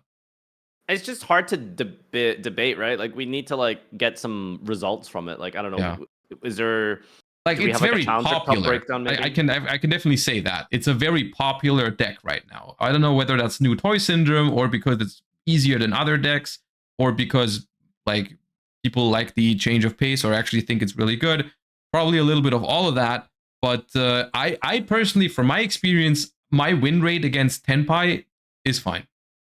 With not just decks that hard counter Tenpai, like the one I talked about earlier. I was gonna say there's a bit of a caveat. No, I've been playing all kinds of stuff. Like I played Centurion all day before we started the podcast today. I played other decks. Like it's been fine. It's genuinely been fine. It is the type of deck that like you need to. I think there's more skill involved in playing against Tenpai than there is in playing Tenpai yourself. Although people do make it like sound like the deck is easier than it actually is because people are misplaying with it. People still have to play their turns out correctly. Of course, sometimes you shifter them, they pass, you activate Lightning Storm on their 2 imperms, you summon Pydra, whatever. Like, yeah, there's non-games, but the percentage of those has been lower than I thought. But for the most part, I personally have not. I don't have an issue with Tenpai. It's popular, I get that, but I feel completely fine about it at the moment. Yeah, no, I think it's manageable. Yeah. I don't think it's dominating. I think it is a little bit of new toy syndrome. Yeah. And just the difference in being able to play with, I suppose, like the new ban list as well is kind of like relevant. People are maybe not super used to playing with like 2 Phantom or without Pearl Rhino and the discard. So people are like kind of figuring out tier deck lists and stuff. But yeah, like people are, I assume at this point, it's been 10 months. Snake Eye Fire King, it you know, a little change of pace. Those players are most likely trying to jam some games with Tenpai. Yeah. I think if we see like serious tournaments and stuff, and I hope like Challenger Cups are maybe like, I know when I did Challenger Cups, we used to record the top cut occasionally. So it would be nice if there was like a big Challenger Cup to like get some data from the players and see like, okay, what did you actually top with? Because it would be interesting to see if Tenpai is like 50% meta. I could do that. I have one this weekend. I could ask people in Top Cut to send me what they were using and stuff. Yeah, like it would be good to get some data. Yeah. What I will say about Tenpai is I can definitely see how it can be frustrating for people that are not as familiar with it yet, right? Because I'm going into it from a perspective of, well, I've played against this deck now for months in the TCG. I know what all the cards do. I know what to expect for the most part, right? And in that, like, I know how to use my interactions against it properly.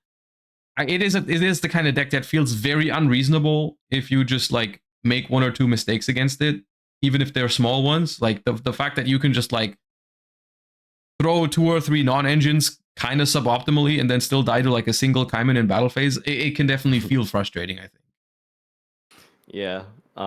If numbers are anything to go by, it's probably because it is the new product that is being promoted. If you look at the festival, it shows you the percentages of wins for each group. And it's like 50% of the wins are exclusively synchro. Like Link is like in the toilet with like 23 and then Fusion is the rest. Yeah. But everyone is like generally playing the synchro It might stuff. also just be a matter of it is also significantly faster, right? Like if you're logging into Master Duel and you're trying to do your dailies or you're trying to get the gems from the event, dude, I played like 10 games in 35 minutes on Tenpai release day or something.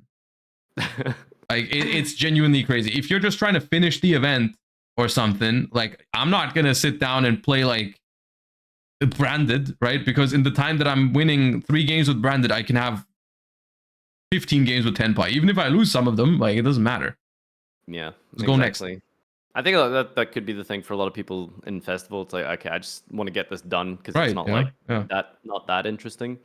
In terms of festivals, we are getting something kind of cool. We're getting a Duel trial at the end of the month for Halloween. So we got these new cards revealed, Hallow and Ween. Hallow and Ween. Yeah, it's a crazy little pun there, huh? So the idea is that they have these effects that force your opponent to like pick one or the other. Haha, trick or treat. Yep. I don't think we have any details of what actually is going, like what the actual Duel trial is. I mean, if they're gonna make these two new cards, the posters of the event, I assume it'll be something themed around these two new monsters. But Maybe. yeah, I guess we'll just wait and see for more information. I hope it's something creative. Like Duel trials generally are very creative, right? Like I do enjoy them. I've always it's ironic how they are always, I feel like, better received than the actual events. The actual right? festivals. Like just make the Edison thing an event, everyone's happy. Exactly. Just make the Goat format one an event, everyone's happy. Like I can play a Goat format in Master Duel for a week and even get 3,000 gems for it, dude. Sign me up. And NR format. That's been a while since we had that. People would be willing to craft decks for that. I crafted decks for that, even if it was just a Duel trial. Like I got one pack out of it. Yeah. But God, the 2024 Life Point one was so good. Like, infinite content was produced there. That was like one of my most fun videos to make ever. So yeah. Which one was that? Like when you had 2024 Life Points. Oh, I missed that one. I didn't play that. Yeah, so there was an event where both players started with 2024 life points. So people were just like activating Tremendous Fire, Chain Firecracker. Oh, it's like time on the round in a Challenger Cup. Yeah, okay. Literally, yeah. And then, like I was like metagaming people with like the DDD Leonidas, which like chains to burn damage to prevent burn damage. Like just dumb shit like that. Like, things that you start to look at Yu-Gi-Oh cards that you've never looked at before, this bunch of pack filler, and then you start to like build around it. It's like that's what I love the most about the Duel trials. So hopefully it's like creative and it isn't just like, okay, I'm gonna play Yubel with like Ween in my deck or something that they make you do. I don't know what they're gonna do, but yeah, I will send Ween to the graveyard to activate Diabell Star. Yeah, like like that's the crazy thing about the like, do you remember the Respect play one? Yeah. Yeah, so it's like, okay, cool. A face-up trap is on the field. So I'm just going to play my normal deck with Magic Planter, or I'm going to go or I'm going to go Diavel, just send the face-up trap and just do a Snake Eye combo. Like, that's, okay. I think we missed the point here. That's like playing Snake Eyes with a dueling skill. Yep. Let's see. What do we have next here? How does your non-engine deck building considerations differ between Master Duel and the TCG? Wait, what was the question again?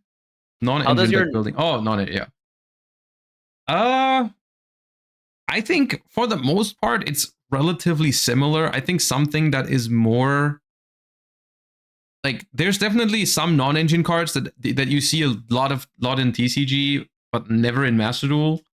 Specifically side deck cards, right? Like there's cards that only appear in TCG side decks, and those you will almost never see in Master Duel. Example of this is like, I don't know, Ghost Reaper and Winter Cherries.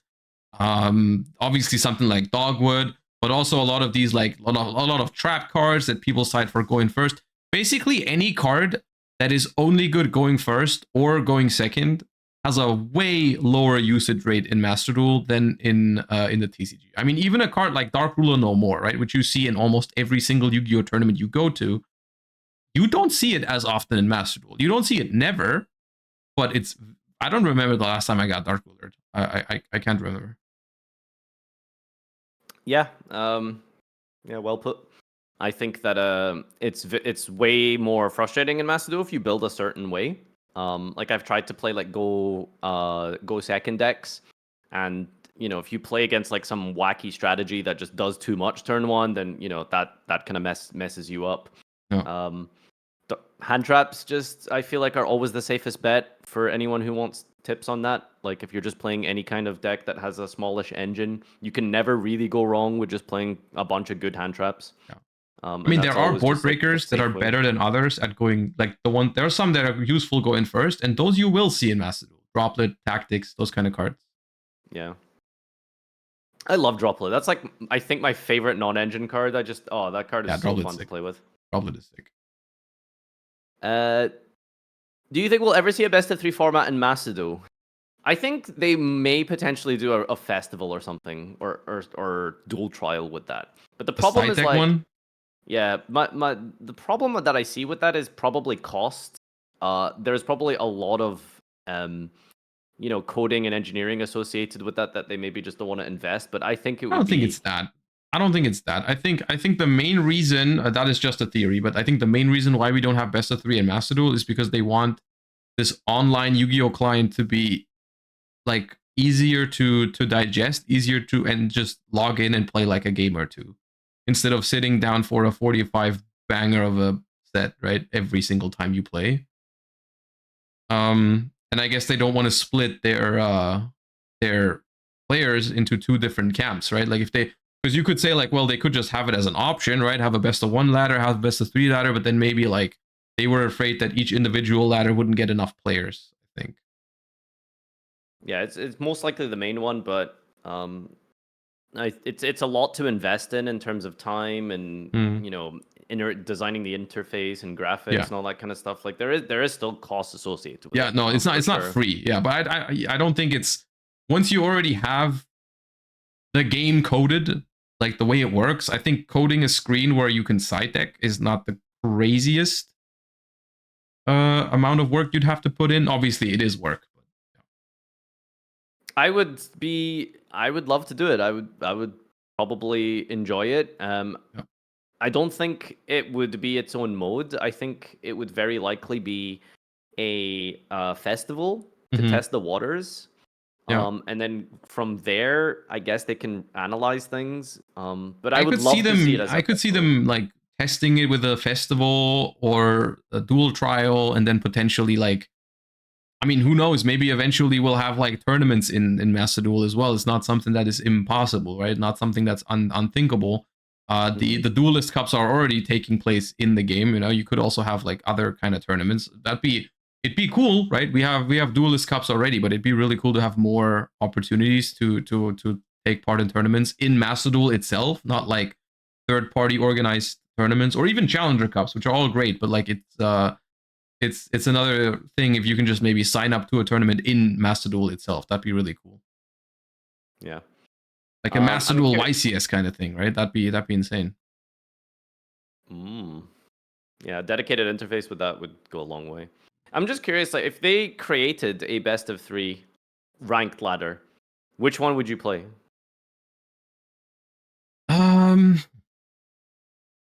Maybe a little bit of both, but that'd be very time consuming, right? Making like Master 1 or whatever in both. I honestly, I've said this in the past. I am not the biggest fan of the side deck in modern Yu-Gi-Oh, because I feel like most of the cards that are introduced after siding are usually like auto win cards a lot of the time. I like the idea of a side deck, but the modern execution is often not that great. So maybe it would be best of 1. I don't know, that I would end up enjoying more ultimately.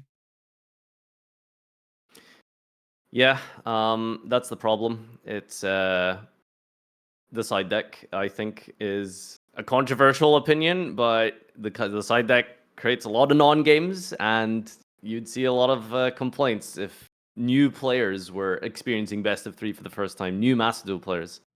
It's not all bad, right? I just want to clarify that. Sure. Like the side deck has a lot of positives as well, right? Like the whole idea of slightly adjusting your deck for what you're playing against and for whether you're going to go first or second is a good idea.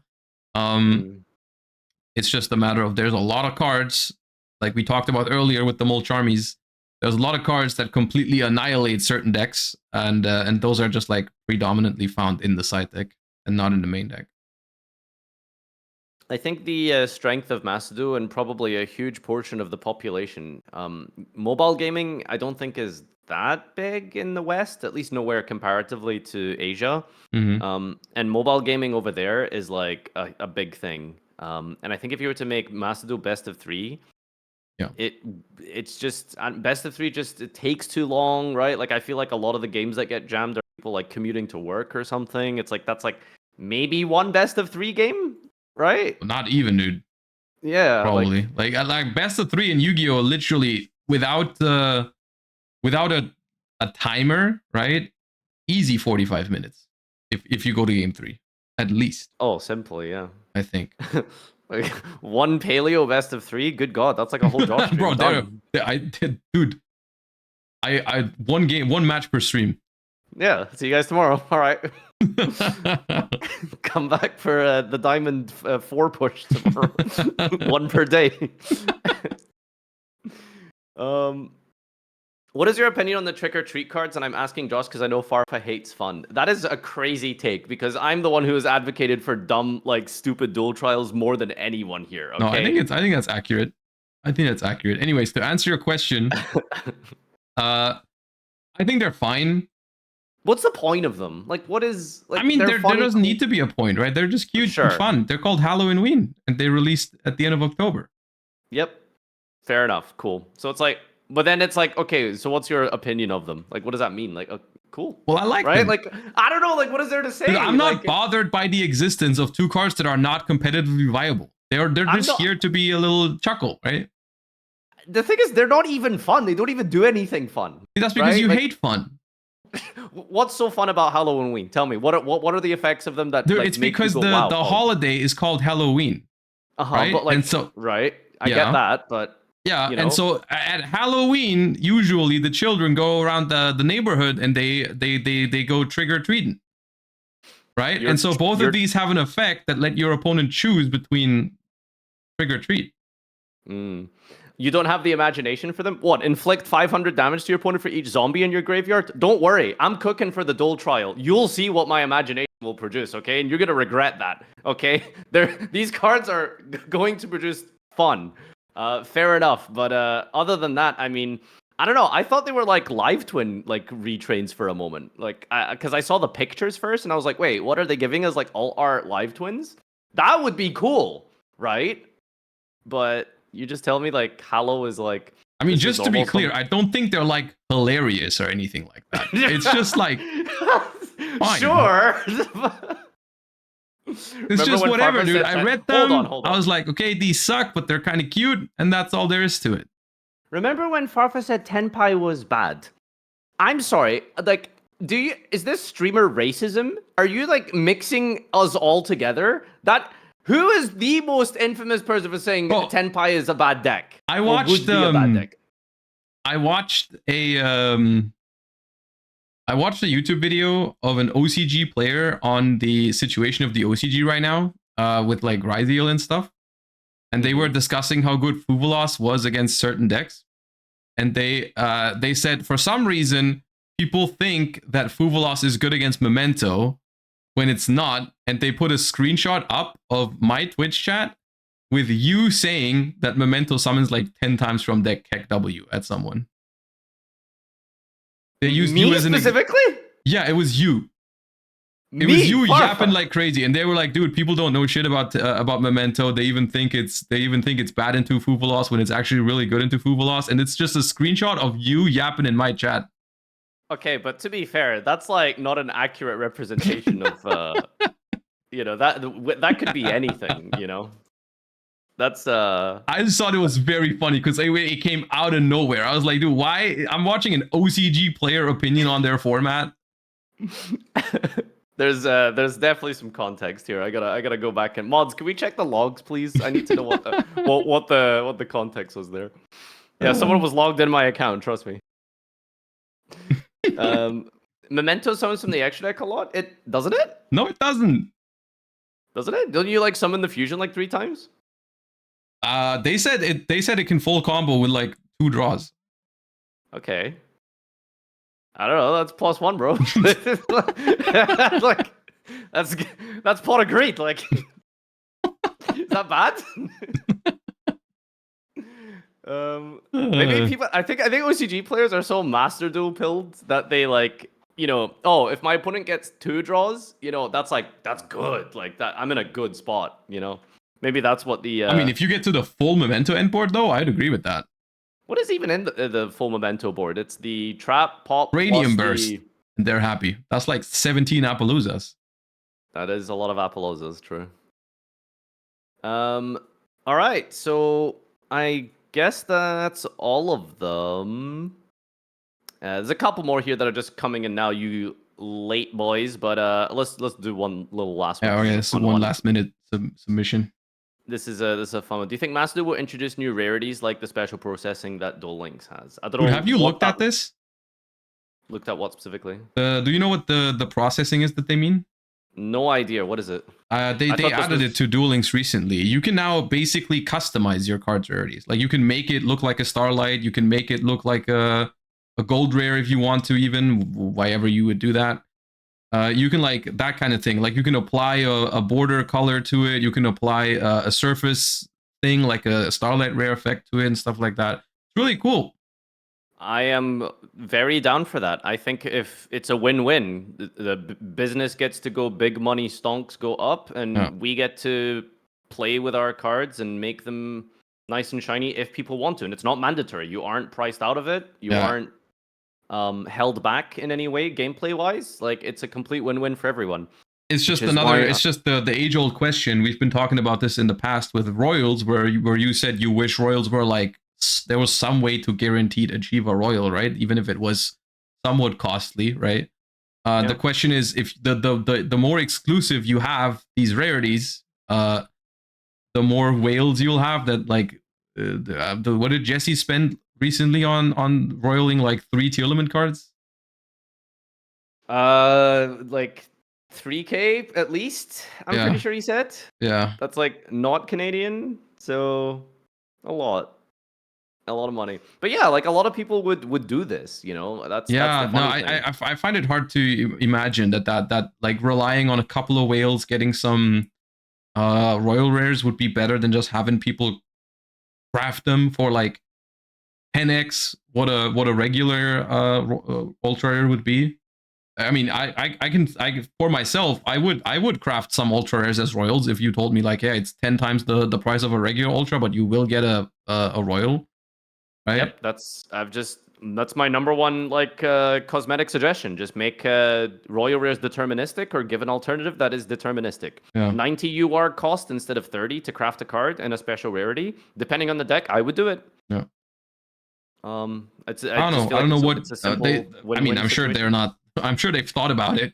Maybe they just disagree and think it's more lucrative to have these be as exclusive as possible. I don't know. Well, whatever the reason is, I can only assume it'll be... Yeah, to be fair, they did change their mind in Duel Links, right? Because in Duel Links, for the longest time, these sort of premium rarities worked the same way. There was no guaranteed way to grab a prismatic card, or whatever it's called in Duel Links, and they've added some ways to do that now. Mm-hmm. So maybe the consideration at some point. It'd be cool. 100%. I think that it's just good. It's good all round for everyone. I think I would like for them to take some lessons from Hearthstone, because I think Hearthstone does it best with just the physical look of them. The gold rares that they have in Masadu. I know gold rare is their premium rarity, unfortunately, but it does look really good on Hearthstone cards. Yeah. And further than that, I think they have like these diamond cards that are like fully animated, like fully, like you look at the artwork. Imagine there was like a diamond rare, you know, Ash Blossom, and she was just in the artwork like an actual just, you know, .mp4 video file, and she's just like dancing around being silly or something, right? Like people would go insane for something like that. Yeah. But I will say those are also not deterministic, I think, in Hearthstone, right? You can get the Hearthstone, no. The golds you can get guaranteed, but the diamond ones you also like, I think you have to pull them, or they come with like certain bundles that are like tied to buying. Yeah, I think you basically have to whale for the diamond ones, but you know, something in the middle like that are deterministic would be so cool. All right, I think that's a wrap. I don't think we had a general outline today, other than I guess like just some ongoings of. Well, I think it was a fine overview of the state of both TCG and Master Duel. I think it was a good yap. This is beautiful because Yu-Gi-Oh! Is a living, breathing game that is constantly getting updates and changes and news. So, I mean, I don't think there's ever going to be a risk of us running out of podcast content. However, for those of you who are Patreons or want to submit questions and topic ideas and stuff, join the Discord. And in Discord, you will be able to get access to all of these discussion points and questions for the future. So let us know what you want to see for next topics and stuff. We're gonna have to cook a little bit in the next coming weeks. So yeah, do give us some suggestions for a singular $1 per month. And that'll be us. That's a wrap. Thanks for tuning in, and we'll see you next week. Peace.